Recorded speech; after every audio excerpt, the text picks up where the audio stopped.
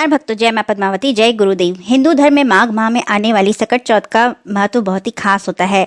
यह व्रत भगवान गणेश की पूजा को समर्पित है। इस दिन माताएं संतान की लंबी उम्र की कामना से निर्जला व्रत रखती हैं। इस साल सकट चौथ का व्रत 29 जनवरी को रखा जाएगा।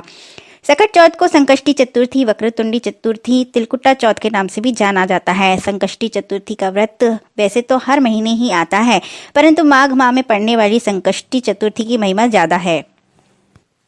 29 जनवरी को चतुर्थी तिथि का प्रारंभ सुबह 6:10 से होगा और इसका समापन 30 जनवरी को सुबह 8:54 तक रहेगा।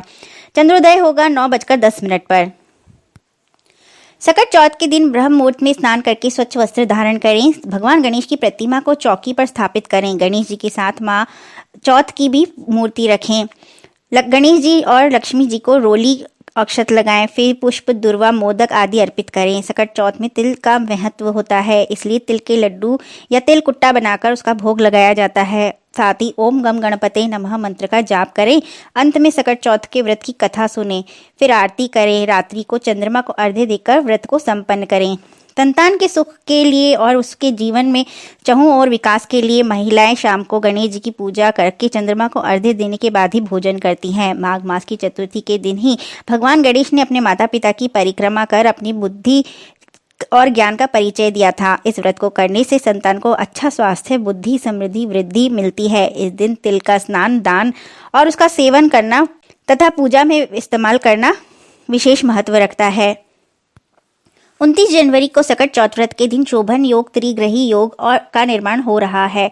इस योग में पूजा करने से पार्वती के नंदन सुख और सौभाग्य और आय में वृद्धि करते हैं। इस दिन धनु राशि में मंगल, शुक्र और बुध विराजमान होंगे। इससे त्रिग्रही योग का निर्माण हो रहा है। इस दौरान बप्पा को सिंदूर, दूर्वा के साथ पूजा करने से तीनों ग्रहों की कृपा प्राप्त होगी। गणेश जी की असीम कृपा पाने के लिए इस दिन खास दिन उन्हें तिल के लड्डू बनाकर भोग लगाएं। ऐसा करने से जीवन में आगे बढ़ने की राहें आसान हो जाती हैं। सकट चौथ के दिन बन रहे इस शुभ योग में गणेश जी के मंदिर अवश्य जाएं, उनके दर्शन करें। ऐसा करने से करियर में आने वाली परेशानियां दूर होंगी, साथ ही तरक्की के योग भी बनेंगे। हर माँ को अपने बच्चे की सेहत और सुरक्षा की चिंता होती है। ऐसे में बच्चे के जीवन से सभी कष्ट, दुख दूर करने के लिए संकट नाशक गणेश स्तोत्र का पाठ करना चाहिए। इस उपाय को करने के बाद जल्दी ही आपकी मनोकामना पूर्ण होगी। इसके साथ ही इस दिन सोमवार होने से चंद्रदेव की विशेष कृपा प्राप्त होती है। यदि आपकी कुंडली में चंद्रमा नीच का होकर या चंद्र की महादशा चल रही है और दुख दे रही है, तो इस भैरव गायत्री को पढ़ने से, 12 बार बोलने से, नित्य इसका जाप करने से आपको अवश्य ही लाभ होगा। यह गायत्री मंत्र है: ओम काल दंडाय विद्महे वज्रवीराय धीमहि तन्नो कपाल दंडाय भैरव प्रचोदयात्। इसके साथ ही इनकी भैरवी का मंत्र भी बोले: ओम गजध्वजाय विद्महे वज्रहस्ताय धीमहि तन्नो इंद्राणी प्रचोदयात्। दोनों ही मंत्रों को एक साथ 12 बार बोलने से चंद्र दशा में अवश्य ही लाभ प्राप्त होगा।